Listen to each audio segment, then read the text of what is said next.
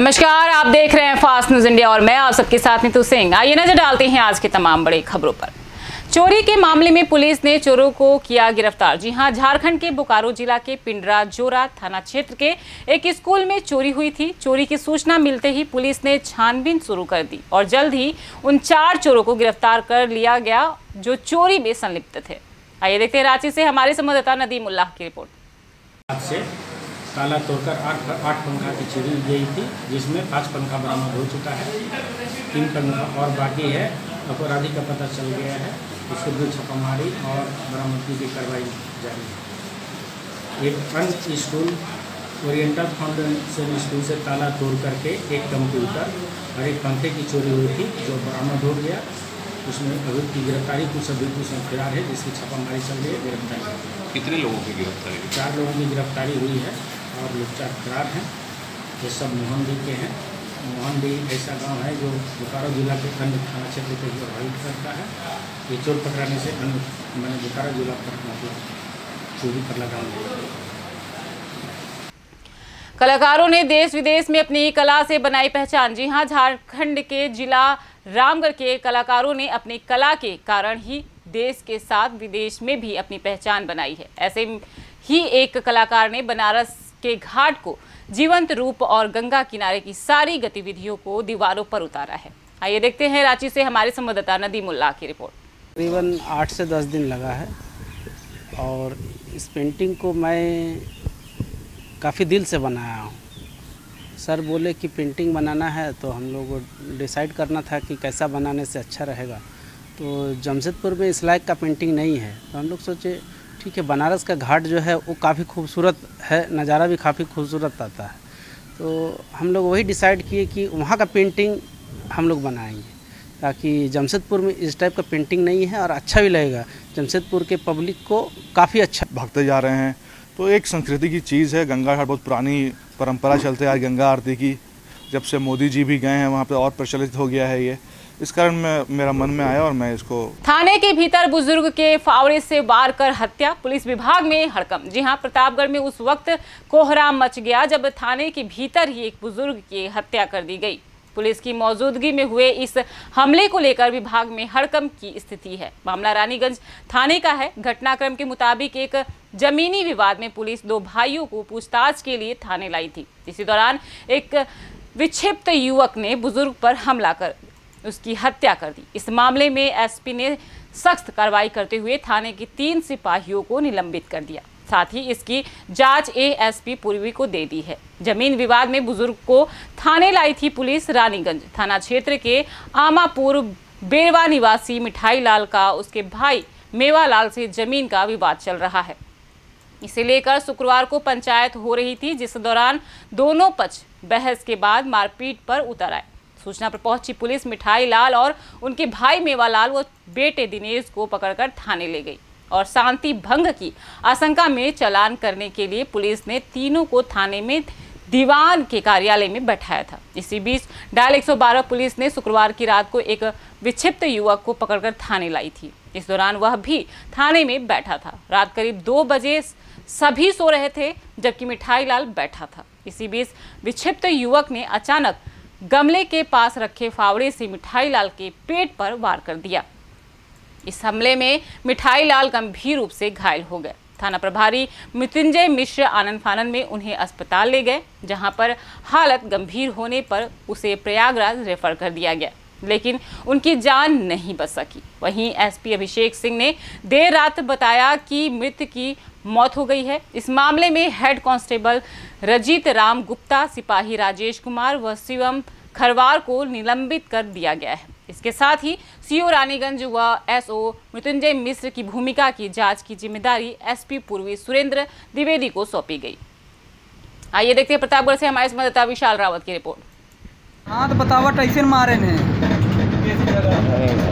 कैसी झंझट भाई है? भाई मेवा से। हाँ, तो पुलिस आई है? पुलिस आई है। हाँ, तो का भवा? पुलिस आई है, पुलिस पकड़ के लाई गई। हाँ, लाई गई जो थाने।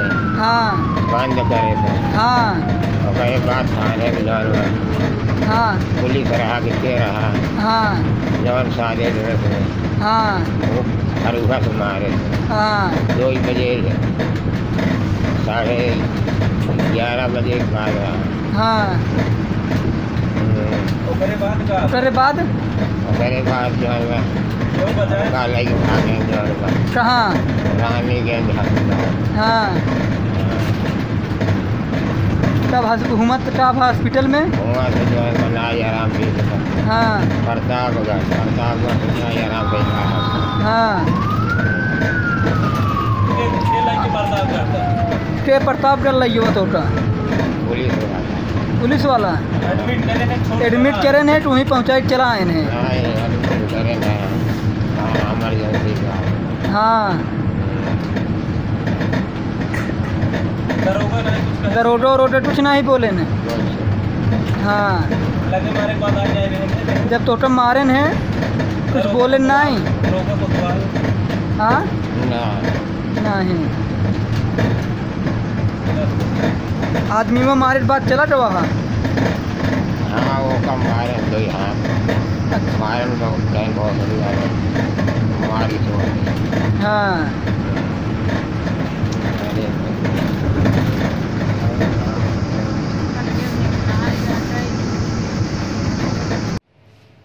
आज थाना रानीगंज में एक मानसिक विक्षिप्त आदमी जिसका नाम इंद्रपाल है, एक व्यक्ति जिसका नाम मिठाई लाल है के ऊपर बिना कारण हमला कर दिया। जो मानसिक विक्षिप्त आदमी है, इसको पीआरबी की सूचना मिली थी कि ये रेलवे ट्रैक पर कटने के लिए जा रहा है, जहां पर पब्लिक द्वारा इसको पकड़ के पीआरबी को दिया गया था और ये थाने लाया गया था। जबकि दूसरा व्यक्ति मिठाई लाल जो है वो अपने भाई के साथ जमीनी विवाद में दोनों भाई थाने लाए गए थे। मानसिक विक्षिप्त आदमी इंद्रपाल बिना कारण इस मिठाई लाल नामक व्यक्ति पर हमला कर दिया गया। मिठाई लाल के इंटरनल इंजरी होने की वजह से इसको प्रयागराज इनको रेफर कर दिया गया है, जहां पर इनकी सिचुएशन अभी क्रिटिकल बनी हुई है। इस प्रकरण में लापरवाही बरतने के लिए कांस्टेबल राजेश कुमार, हेड मोहर्रे राजित राम गुप्ता और कांस्टेबल शुभम खरवार को तत्काल प्रभाव से निलंबित कर दिया गया है एवं इंस्पेक्टर रानीगंज और सीओ रानीगंज के खिलाफ एडिशनल एसपी पूर्वी को जांच दे दी गई है कि ये मानसिक विक्षिप्त व्यक्ति यदि थाने लाया गया तो इसकी देखभाल क्यों नहीं की गई और अन्य विधिक कार्रवाई क्यों नहीं की गई है। इसी के साथ इंद्रपाल जो मानसिक विक्षिप्त व्यक्ति है उसको हिरासत में लेकर विधिक कार्रवाई की जाए। गरीब की बेटी फिर चढ़ गई दहेज की बलि। जी हां, झारखंड के जिला वशिष्ठ नगर के थाना चतरा अंतर्गत सलैया गांव निवासी विकास यादव ने दहेज की मांग पूरी नहीं किए जाने पर अपनी पत्नी कविता कुमारी एवं उसकी दूध मुहे बच्ची की जान ले ली। इस तरह का आरोप मृतका के पिता सुकून यादव को प्रतापपुर थाना क्षेत्र के मोहनपुर गांव के रहने वाले हैं। उन्होंने लिखित रूप में आवेदन थाना चतरा में देकर की है। थाना में दिए गए आवेदन में उन्होंने लिखा है कि मैंने अपनी बच्ची की शादी 2017 में हिंदू रीति रिवाज के साथ उपहार देकर सलैया गांव निवासी विकास यादव से किया था, लेकिन शादी के बाद से ही मोटरसाइकिल और अंगूठी के लिए लगातार मांग की जा रही थी।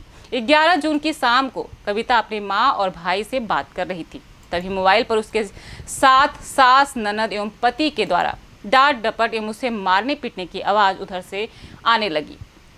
थोड़ी देर बाद उधर का मोबाइल बंद बताने लगा। अज्ञात भय से संकित होकर लड़की के भाई रविंद्र यादव एवं बहनोई शिव कुमार यादव वस्तु स्थिति की जानकारी लेने लड़की के ससुराल पहुंचे, जहां ससुराल वालों ने बताया कि वो गुस्से से घर से निकली है। आसपास ग्रामीणों में पूछताछ करते हुए खोज किए जाने के बाद लड़की के ससुराल वाले घर के कुछ दूरी पर अवस्थित कुएं में कविता के दूध मुही बच्ची का शव को देखा गया। कुआं के जगह पर उसका मोबाइल रखा हुआ था जो ऑफ था।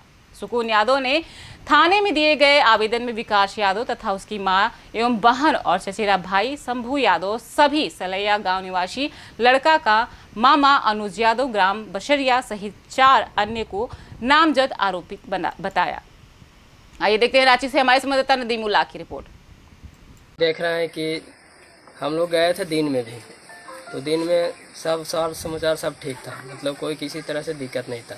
तो हम लोग आए, वहाँ से आए थे तो बहन के फ़ोन आया कि मतलब घर पहुँच गया था। हम बोले हाँ पहुँच गए। तो हम इधर थे टावर देने, तो हम फिर कहे घर बात करना है, तब 4-5 मिनट बाद जाकर बात करवाते हैं।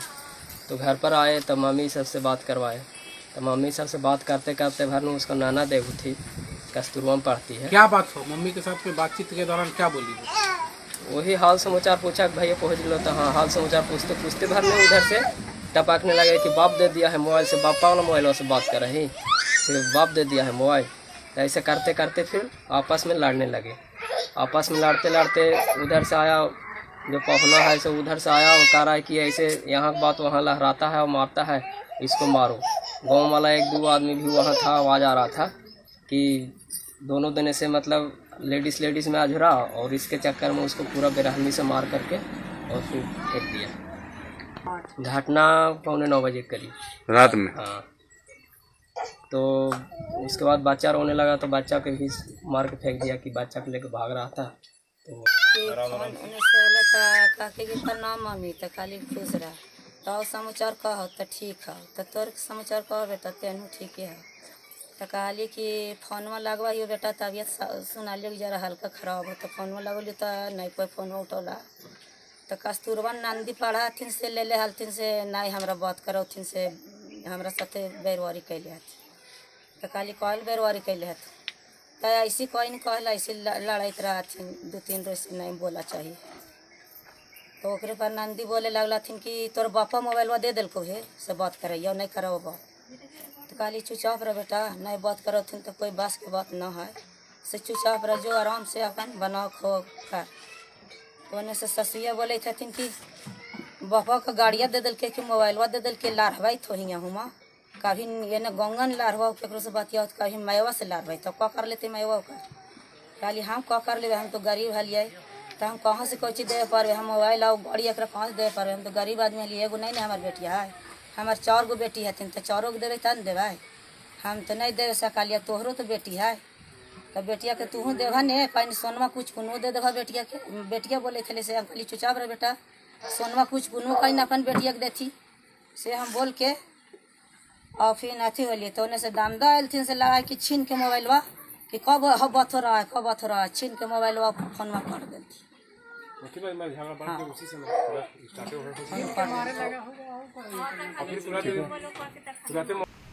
लॉकडाउन उल्लंघन के मामले में होटल मालिक गिरफ्तार। जी हां, झारखंड के जमशेदपुर जिला के प्रसिद्ध आलोकर होटल में लॉकडाउन उल्लंघन के मामले में उद्योगपति राजीव दुग्गल की गिरफ्तारी और होटल को सील किए जाने पर उनकी पत्नी कंवल दुग्गल ने अदालत पर विश्वास जताया है। उन्होंने कहा है कि इस मामले में उनके ऊपर कठोर कार्रवाई की गई है। उन्होंने प्रशासन से गुहार लगाई है कि होटल बंद किए जाने से करीब 1000 लोगों के सामने रोजी रोटी की समस्या पैदा हो गई है। उन्होंने भावुक होकर कहा कि किसी को भी ऐसी स्थिति का सामना ना करना पड़े। उनका कहना था कि इस घटना के बाद अब जमशेदपुर में व्यवसाय करने के लिए उनके परिवार को विचार करना पड़ेगा। उन्होंने कहा कि न्यायालय से उन्हें पूरा न्याय मिलने का भरोसा है। आइए देखते हैं रांची से हमारे संवाददाता नदीम उल्लाह की रिपोर्ट।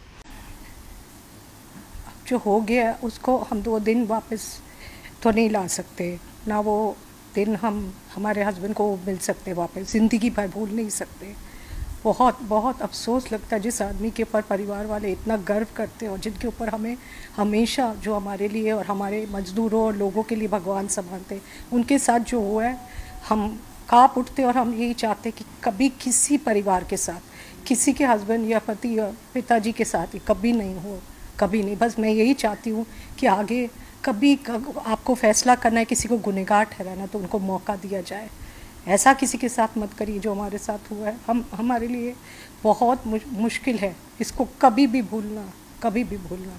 हमने सपने में भी नहीं सोचा था कि हमारे साथ ऐसा होगा। जो आदमी इतना ईमानदार और जिन्होंने इतना किया है समाज के लिए और अपने लोगों के लिए, और अपनी बेटियों को हमने बहुत गर्व से हम कहते थे कि इस शहर में आप लोग आगे जा बढ़ के बिज़नेस संभालोगे और सब कुछ करोगे। आज हम उनको जवाब नहीं दे पा रहे, क्योंकि वही हमको यही पूछती हैं कि अगर हमारे फादर के साथ ऐसा हो चुका है तो हमारे साथ भी कभी भी हो सकता है। हम उनको किस मुंह से यहाँ सिखाएं आगे बढ़ने या बिज़नेस संभालने, कोई भी हमें महसूस नहीं फील करता। हमारी बेटियों के लिए हमको अब और चिंता होगी। अगर ईमानदारी का ये हमें मिला है सिला, जब जो भी इनाम, तो बहुत बहुत अफसोस की बात है। मैं भगवान करे किसी परिवार के साथ ये ना हो। मैं चाहती हूँ अभी भी हमारा जजमेंट सही हो। मुझे पूरा भरोसा है जुडिशरी के ऊपर, और मैं जानती कि वो सही फैसला करेंगे, न्याय देंगे। मुझे जज साहब के ऊपर और जुडिशरी के ऊपर पूरा भरोसा है। प्लीज़ आप देखिए, गौर करिए, और प्लीज़ हमें सही न्याय दीजिए। इस अन्याय ना हो हमारे साथ, और ना हो। हम उस स्थिति में नहीं है कि इसके बाद बर्दाश्त कर पाएँ। ये थे अभी कुछ खास खबरों के लिए लगातार बने रहिए फास्ट न्यूज़ इंडिया के साथ। तब तक के लिए मुझे दीजिए इजाज़त। धन्यवाद।